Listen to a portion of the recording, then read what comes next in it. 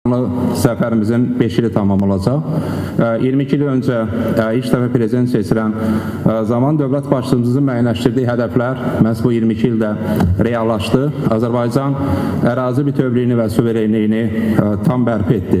Təbii ki, zəfərimizi aparan yol eyni zamanda iqtisadiyyatımızın inkişafı, eləcə də ordumuzun maddi-texniki bazasının güclənməsi ilə bağlı idi.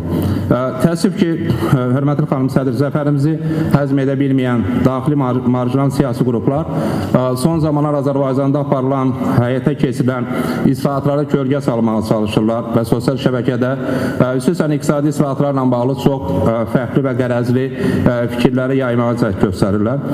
Mən bir müstəqil iqtisadçı olaraq bu məsələlərə qısa olaraq münasibət bildirmək istərdim.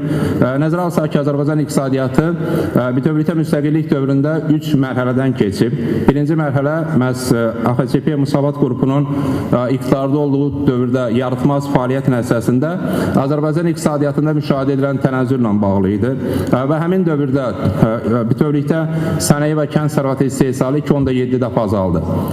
Eyni zamanda ikinci artıq milli liderimizin yerindən hakimiyyətə qayıtması Azərbaycan iqtisadiyyatında ikinci mərhələnin yaşanmasına imkan verdi və 1993 və 2003-cü illərdə həyata keçirilən islahatlar praktik olaraq birinci növbədə tənəzzülün aradan qaldırmasına və iqtisadi inkişafın bərpasına imkan verdi. 1996 və 2002-ci illərdə ümumi daxili məhsul 71% artdı. Eyni zamanda kənd sərvətində 40.3%, nəqliyyat və rabitədə 4.2 dəfə artım qeydə alındı və praktik olaraq bugün toksit müxalifətin iqtidarda olduğu dövrdə həyata keçirdiyi yaratma siyasət nəticəsində toksitləşmiş iqtisadiyyat milli liderin rəhbərliyi ilə sağlamlaşdırıldı və Azərbaycan iqtisadiyyatı inkişaf mərhələsinə qədəm qoydu.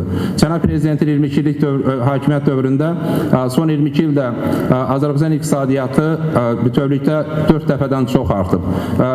İcmal büdcənin gəlirlərində 15 dəfə, xərclərində 18 dəfə artım baş verib.